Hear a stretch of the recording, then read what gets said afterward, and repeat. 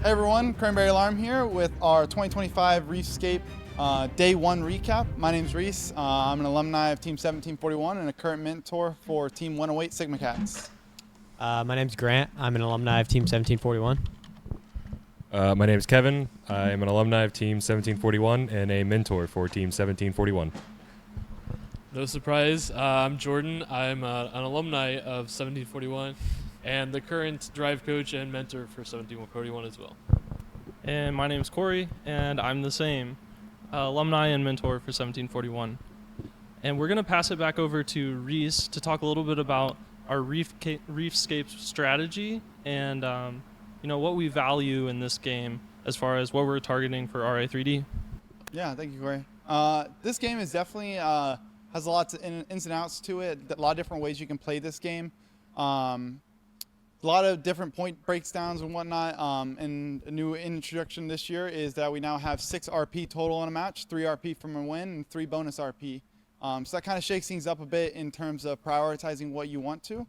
For us, we kind of, after breaking down everything, we kind of decided that Coral is going to be our main focus, and that we knew that we wanted to be able to score L2, L3 for sure. And after kind of evaluating a little bit of designs, kind of evaluating the difficulty of hitting L4, we kind of knew that that would be a really big opportunity for us. And so after looking forward to that, we also evaluated the game a little bit more and understood the importance of algae in this game. Not only is algae on the floor that can be scored in the processor or shot into the net, it is also on the reef, prohibiting you from scoring more game pieces on the L2 and L3 levels. And a little bit note on that, we are unsure on the ruling of whether the L4 rung is affected by this also. I think there will be some Q&As coming out about that to clarify that ruling a little bit. But as of right now, I think our interpretation of it is that the L4 rule is, the L4 level is omitted from being blocked by the algae from being scored. So moving forward with that, we kind of know that algae is going to be a really big play, because not only can you remove it to open up more scoring opportunities, you can also remove it and then go ahead and score it in the processor. And when you score it in the processor, it's then handed off to the opponent human player for them to then shoot into the net. And after all that exchange, in total, you'll be coming away with 2 points, and that's if they make it into the net. So algae is also a huge part of our strategy. The main thing that we want to be focusing on, though, our first priority in tackling is going to be coral, and once we tackle that, we'll then be moving on to tackling algae. And then after that, if we have time, we would love to be going on to tackle climbing, as that's also really huge for getting the barge RP, as you need 14 points from that, and if you climb on the deep, you get 12 points, and if you climb on the shallow, you get 6 points. So it's different combinations of that, but the deep is very, very strong, as it gives you 12 points, and all you need is someone to park for that. So all in all, though, with our design concept and what we've kind of seen in the difficulty to get to that, we would ultimately, if we have time, we would like to pursue the shallow cage and hopefully get it there. So that kind of covers most of our strategy. You guys have any further notes on that? I don't think so, not right now. Awesome. So I can take it over. One of the things we wanted to show and kind of outline for you guys in this recap is how the algae interacts with the field, different compliant wheels and normal wheels, what it looks like to drive the robot around and push algae around, and whether you can push algae into the processor from the ground with just bumpers. We have already an AM1 4U chassis that we had built previously, now 3 years ago, our first Ri3D in this building, but it's just an AM1 4U chassis, 10.54 to 1s. We have 4 Neos and completely stock.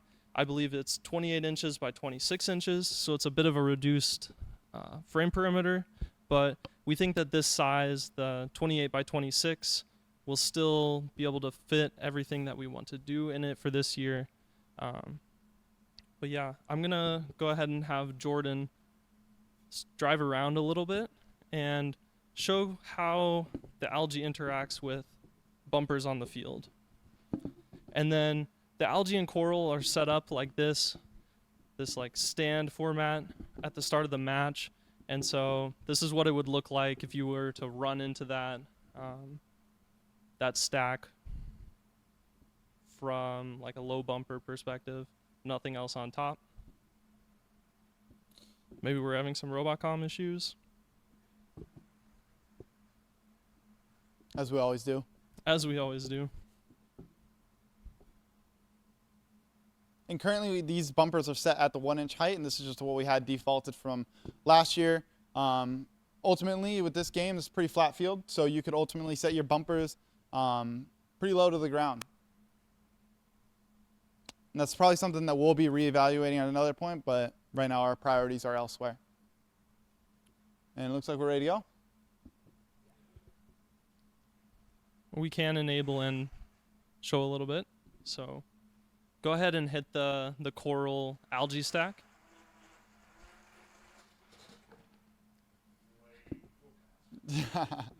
We can definitely go faster if He's you so want. fun.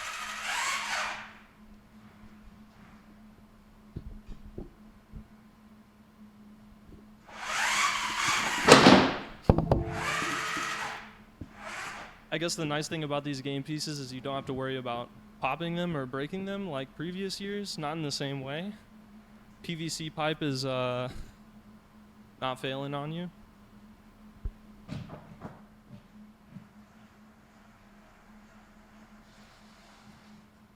And oh, that's interesting. You can bump the algae off and keep the coral upright. We are using bumpers 1 inch off the ground. Do you want to go ahead and try and like corral an algae over to the processor and just show that only bumpers,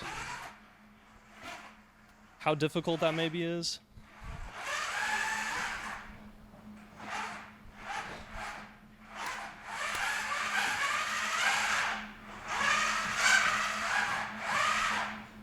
So we were able to previously bounce an algae up and in, but it's not really something that you should count on in a real match.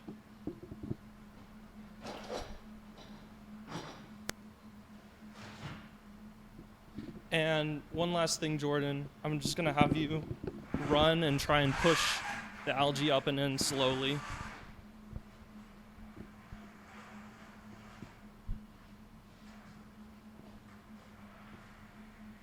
And you can see that it's not really able to push the algae up and in. But that's a little bit about the robot interacting with the algae. The next thing that we tried was a number of different wheel types, and I'm going to get some people to help me with this maybe while I narrate. But a common setup I think we'll see this year is interactions between the bumper, the algae, and a single roller, or the algae and the processor edge. So let's actually just show like a single roller and the bumper and pulling it up into the robot. The algae is super grippy in texture, and so really any wheel we found with a high durometer, the greens and oranges on AndyMark, and then also like a lot of the black wheels that ThriftyBot has, 45 to 60 durometer, have no problem gripping onto the algae. We have on these axles some compliant wheels, the 3-inch compliant wheels from AndyMark, I believe, and we don't really think that the compliance actually helps out in any way. It's what we had laying around. You could likely use stealth wheels as well. Whenever you're compressing the wheels into the ball compresses faster than even the lowest durometer. I think I might have said highest durometer earlier. Lowest durometer wheels. One prototype that we had to sort of captivate the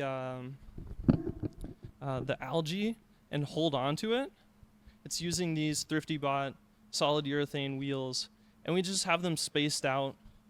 I think it's 10 inches in between, but without even like going fully around the algae and sort of collecting it in a normal way, we're only pulling this algae into our robot 6 inches or so, and we're able to captivate it.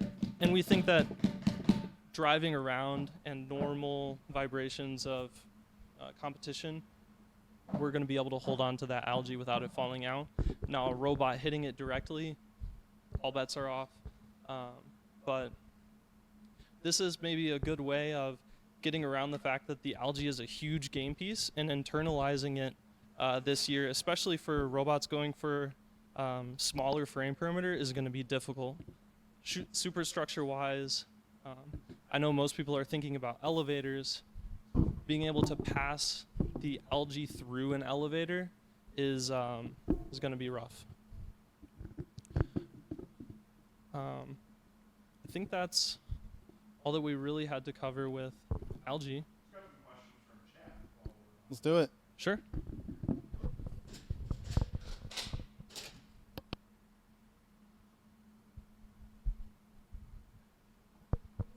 Question from Vani. If the algae is already on the robot and it drives into the processor, will it go in? Oh, that's a good question. Okay, so if we have the algae in the robot, so it's up a good like 6 inches, this is going to break our field probably.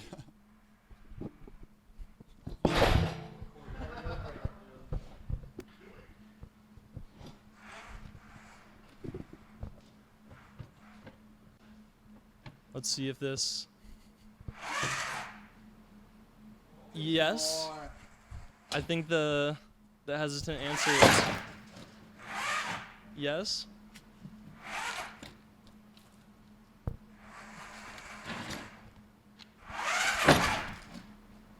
It's difficult to manage, I guess, because the ball bounces up and hits the top lip of the processor. So. And we did find that in testing too. If you have a mechanism which is sort of popping the ball up, I guess we can show that. I don't know if we still have the drill set up with the compliance stars. We might not. One of the videos that we've made features some of the AndyMark compliance stars on a drill, and we sort of bring the compliance stars in low on the algae to pop the ball up. And we noticed while we were doing that if you pop the ball up too much and it hits this front, the top, it often bounces out, isn't very consistent. Do we have more questions?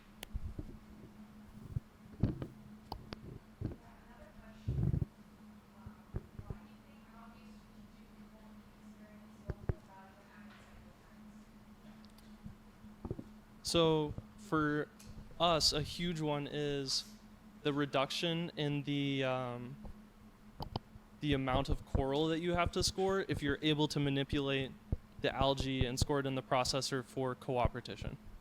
Yeah, and along with that, when you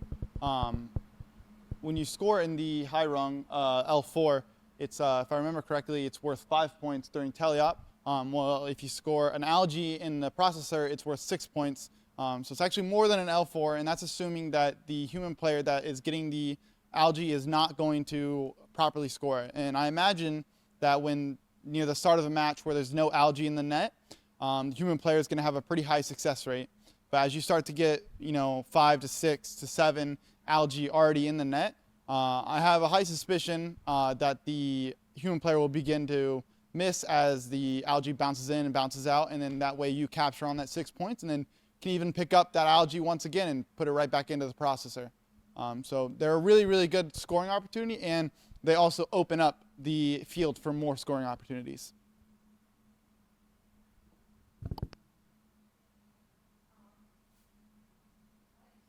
For an intake-outtake system, and what will it be able to accomplish? Yeah, so I guess that actually is a perfect segment into our next area. Let's go ahead and take a look over at our coral intake. I would say intake, but it's really more just a passive ramp. So one of the things that we noticed is that Picking up from the ground is going to be significantly challenging compared to last year. With the varying orientation that the game piece may come in, this is a fairly different game piece, and then also reorient it into the way that you want. We thought that because the human player can introduce it in such a standardized way, it would be best to just grab it from the human player station, along with the surplus of game pieces that exist behind the human player station, and how close it is. We feel that it would be best to just grab from the human player station, as that may help us get the most competitive robot for the least amount of effort. So we made this little ramp right here, which we're using currently a polycarbonate sheet as the base right here. And then we're using polycarbonate shields right here to go and vector it so that it can be centered. What this would ideally be is this would be a static portion of the robot. And then this would be handed off into a portion of the robot that would be our end effector. Right now our current leading idea is this ramp right here, and then we put wheels on top of it. Similar, very, very similar to the Kitbot. The goal would be to keep it very simple and let the vectoring of the ramp do a lot of the work and centering it and getting it to the position we want. And then from there, we just got to raise our elevator and whatnot to get to the position that we want. So I'll hand it off to Grant, and he can kind of demonstrate the different methods of operation into the ramp. So as you can see, he's just letting that one go, and he's putting that in the vertical orientation. Let's do a few more. And this ramp right here is currently set at 10 degrees, and the top point right here is set at 31. It's actually set a little bit higher, but we went ahead and raised up the human player station a little bit to give us the representation of that being lower. And we really like this 31 degrees, and this is kind of with the robot simulated all the way up against the human player station. But if we assume for a second that maybe you weren't perfectly aligned, you're getting defense played on you, how that kind of looks. And you can see it catches it no problem, it sort of vectors it. Let's see if we kind of move it around, see what that looks like, and stuff like that, and then still manage to go in. And a lot of these you'll probably have a lot of bounces, so it's going to be very important to be all the way up against the human player station. And there we still hit. Let's see if we can get a few more that get it off balance. Let's just square it up like that, call it a day. There you go. You can kind of see it reorient it. And let's go and do one with the horizontal orientation, see what that looks like. So there, it successfully did it. One thing we noticed with this, when it's horizontal, if it hits one of the sides first, it does a pretty good job of reorienting it. There's another good one. Let's go ahead and recenter. And sometimes it does get stuck like that, and that's just due to the slope here. But if you have a good slope, if you make it steeper, you may avoid some of that. But for us, we found the 10 degrees is really good, especially when you're doing the vertical. It seems to vector it really nicely and then also give it enough oomph to get it through. So we're actually having more success now than we were earlier, but it's actually working quite well for us. There, we're getting it through. So yeah, we also tried doing it with a wood base, in which seemed pretty comparable results, but ultimately we used out the polycarb. It's accessible to teams. It was solid. We really liked it, and so we're going to be moving forward with this kind of our design as our intake solution to intaking the coral. If we All right. What previous year common designs are you drawing on most in your design? Say it one more time. I'm sorry. What previous year designs are you drawing on most in your designs? Yeah. So this year is a very similar year to 2019, in the sense that it's pick and place, dual game piece. So I think a lot of robots we're taking kind of inspiration from. A lot of robots from 2017. With their gear intakes have a very similar intake to this for getting gears from the human player station to driving through. Yeah, Corey, you got one? I think we're also taking some inspiration, at least climber ideas from the soccer game. Was that 2009. 2009? 2010. Right, Jordan? You're part of that. So it's kind of a similar climbing style. You're grabbing onto a steel tube. It is shaking around this year, which is quite different from 2000 and. Yeah, so we were also very fortunate to have the mentors here go and help us set up a climbing station here, a barge. And so here we have the cage set up in the deep position. And we have this old climber right here that was used on our 2010 robot called Scorpion because of this. And this kind of just like latches onto it and helps grab it. But you can kind of see it would latch on like that. And then from there, when you'd start rotating up, the friction would basically lock it in place, camber it. And then that would basically allow you to pivot up. The biggest struggle with this is going to be, one, how much it moves. And you never know with your teammates coming through if they're going to hit it, whatever else is going to happen. And when this thing starts moving, it's going to stay moving. So I think a lot of teams are going to have a lot of struggle with getting to this. So I think if you're going for this game element, it's going to be important to have a wide range of driver error so you can pick up on it. Do you have any more questions on this? There's another question about the climber. Have y'all considered pushing off of the bottom of the cage? We need to. That was one question that I also had, but we ultimately turned our priorities away from it because we figured our focuses would be best spent towards coral and algae. But that was one rule that we need to look into to verify that you can climb from that point. I know for a fact though that you cannot climb from this top surface. You can climb from the bottom surface, as confirmed here by Jordan. Blame him if he's wrong. Check the rules. Check the rules. We are also not perfect. What? Hey, chat, before we get any more questions for the Ri3D team, which put as many as can in. If we don't get to them, we'll try to get to them after the show as well, too, in chat. So stick around for that. We are going to start a giveaway from our friends at the Thrifty Bot. We're giving away a $25 Thrifty Bot gift card.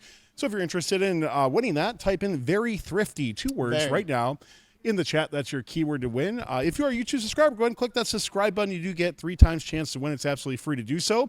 And if you don't mind throwing a few bucks funds away, you also can get some ad-free content as well, too, as a YouTube member. So once again, type in very thrifty in chat right now. That's your opportunity to win. Thanks again to the Thrifty Bot, and we'll draw for that in just a few minutes. Awesome. Yes, we do have some more questions about the coral.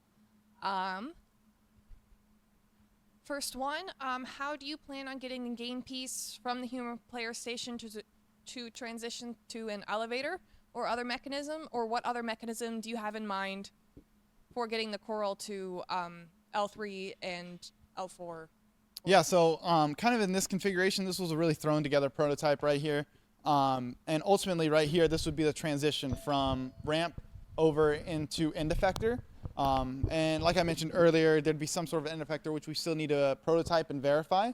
But from there, it'd be a simple one actuation design. You can do a gate that lets it go. Right now, our current leading design is just putting an intake wheel on it and just spitting it out at the desired position. And that would be driven up and down by an elevator. One thing to note, we're not driving the full ramp up and down. No, don't do that. All right, do you see some of the cone mechanisms from 2023 being useful for picking up coral? Ooh. You say the pickup mechanisms? Yeah, like the cone mechanisms from 23. Definitely. I think there's a lot of inspiration to be taken from 2023 in this game, as it's also a pick and place with dual game piece. I know a lot of teams focus picking up from the ground. I know 4481 had a lot of really good resources on picking up cones from the ground. Just picking up a game piece in multiple orientations. 1690 also had one. I think the big challenge with this game is going to be able to pick up the game piece in any orientation and then be able to orient it in any orientation that you want it. And that's ultimately, those challenges is ultimately what led us to go to the human player station, where we can have the human player decide what we want the orientation to be. Is it a viable option to put both algae and coral mechanisms on the same thing? Oh yeah, definitely. I think the teams that can pull that off are going to be really successful. Yeah, you guys have any more input? I mean, the first thing that we talked about whenever we saw this game was, what about a 2023 mechanism which was dummy easy. We missed it whenever we did that Ri3D. But are there any mechanisms like that to be able to control the coral and algae? I don't know. It's I think a lot harder to pick coral up off the ground than the cones. And then to be able to transfer that mechanism in some way to also pick up from the feeder station. It's not the same orientation. It's traveling with speed. It might be more difficult to sort of package something 100%. compared to 2023. But yeah, a team that does it efficiently, uses very little space, saves weight, they're going to thrive. Yeah, certainly a big challenge. If you were to do only coral or only algae, which would you do? Ooh. This is a tough question. Ultimately, we kind of decided that we would go in the direction of only coral, as algae has no direct correlation to any of the RP. When you go in auto, you have to leave the auto zone and then also score on the reef. And then also the coral RP, you have to put 5 on each row. But if you do get the co-op, which is correlated to the algae, it reduces that. So that is one area where the algae is correlated, but ultimately you have enough scoring locations to get the most out of coral. Awesome. All right, one question is, how have you guys took into account the height restrictions? It's in quotations. They might mean from the high barge. Yeah, so Go ahead. the robot height maximum this year is 42 inches, which I believe is the same as last year, if I remember right. Fitting a 2-stage elevator in there, which reaches L4, if you position your coral in the right way, isn't too big of a stretch. I forget what the actual question was. Yeah, I think just packaging, I think the big challenge this year is definitely going to be all the packaging for everything you want to need. You want to pick up from the ground, algae off the ground, you want to pick cones off the ground, you want to be able to go to L4, you want to be able to de-algify the reef, all packaging that all into one robot, especially with the added weight reduction this year, going from 125 pounds to 115 pounds. Packaging is definitely the biggest challenge that teams are going to face this year. And I guess that goes correlated to the height restriction. And our solution to that is push it as far as we can without breaking the rules. Yeah, we plan on making a max height robot. Yep. All right, last question for now. How difficult is it to get past defense at the human player station? Ooh. You know, it's going to be a challenge, especially for a tank-driven robot. A lot of tank robots are going to have a big challenge with that. But it's very similar to 2019, where the rockets were completely unprotected. And I know a lot of teams got completely locked out of that. And I think that'll be very interesting to see how this all plays out. I mean, the human feeder station is about 2 robots wide, if I remember correctly, maybe a little bit wider. So it'll be interesting getting around that. I'm going to say Swerve will probably have the best time getting around that. Yeah, so there's also 2 feeder stations, which is an interesting note. So since you can only have 1 robot playing defense, even if they shut down one of your offense spots entirely because, you know, they're a Swerve defense spot, that leaves the other feeder station completely open for maybe your other 2 partners. So that's something you need to think about too, while, you know, driving where your driver station is relative to where you want to score might be a factor. You also have to think about splitting up sides so that defense is not as effective on you should that happen. We should clarify, we're making a max height for starting configuration. Yes, max height for starting configuration, 42 inches. No max height robot in match from what we can see. So. Oh, yeah. Okay. He's just talking about the fact that you can extend supposedly infinitely vertically once the match has started. There were people questioning about that right after you said oh, they were making max height robot. So clarification. Thank you. So R3D team, anything else that you guys want to cover in terms of anything from progress or maybe future plans, anything like that? I think one thing that we wanted to show that we haven't showed is actually scoring the coral onto the reef tree thing with a passive sort of sliding mechanism. What's that over here? Very huge, big, thankful thank you to Andy Mark for supplying us with this reef right here that's been helping us to prototype and all that. Yeah, thank you to Andy Mark for that. One thing that we definitely didn't expect and have struggled with is scoring an L1. We thought it would be an absolute piece of cake to have a mechanism with the height of L2 just drop the game piece and just go straight on right now, Jordan, to show this is how most people would be approaching it. It's going to work like 8 times in a row now. But we literally sat here for probably 20 minutes just dropping the coral, having a terrible time trying to get it to land.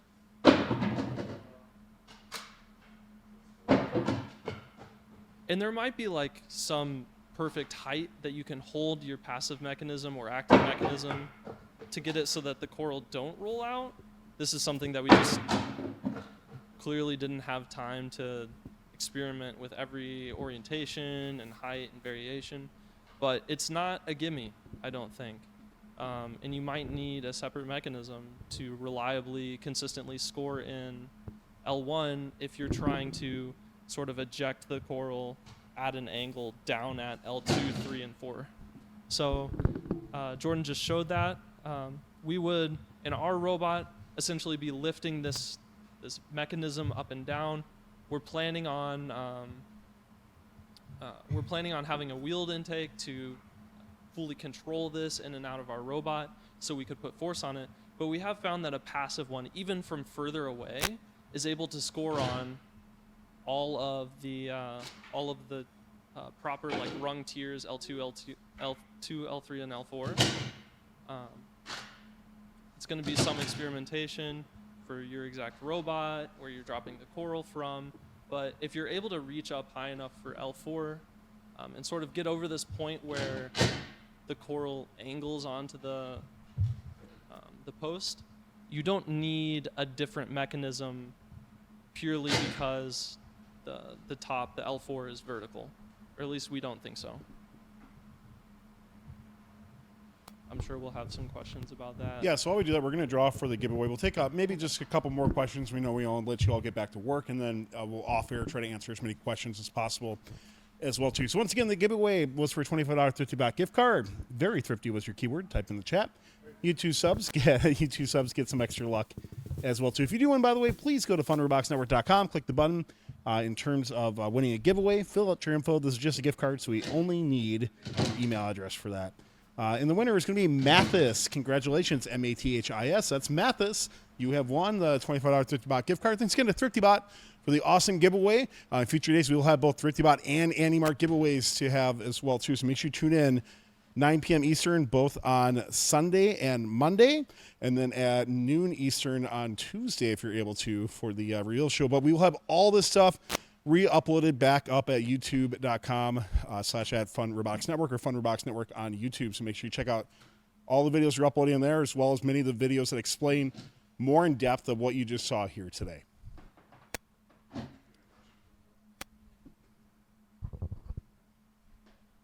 Is there any way to simultaneously score a coral and take out an algae? Yes. So you are allowed to manipulate both a coral and an algae at the same time. I have a feeling that it would be difficult to package your robot in such a way that your mechanism to control the coral is not also in the way to grab the algae out. If we grab an algae and sort of just set it.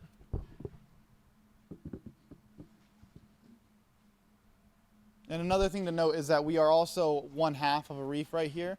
The other half will kind of help us kind of explore the interaction of the algae with the reef and kind of how that will all work out. So hopefully that'll be more to come another day. Yeah, so you don't leave yourself much like packaging around the coral to have an active mechanism to place the coral on and be able to get the algae out. I'm sure there's a way. Yeah, I'm sure there's a possibility maybe you go up to L4, and as you're going up to L4, you grab the algae out, something like that. I know a lot of people had a really neat design where in 2019 where they had one elevator that also scored the hatch and the cargo. So there's probably some really good solutions out there for that. Oh, I see. They were potentially talking about removing this algae and scoring on L4. Something like that. Yeah. I think there's probably a number of possibilities you could do for that. Yeah, let's Okay. do it. All right. What mechanism would you recommend in order to reorientate game pieces to fit them into the reef?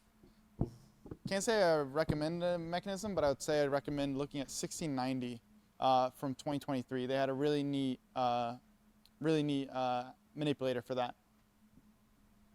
What do y'all think about pushing the algae out rather than picking it up and pulling it out, or like flinging it out with a hook? I think it's going to be pretty difficult. Even though the renders show there's a little bit of space between the algae and the top bars, the practicality of it is it's touching the back and the bottom. So I think it's not wedged in there, but it looks pretty tight. So that's something we're hoping to get, like Corey was mentioning. We're going to make in the second one and kind of see how the geometry works, hopefully more tomorrow. And we'll certainly keep you all posted on that. Sounds like we have one more question. Maybe?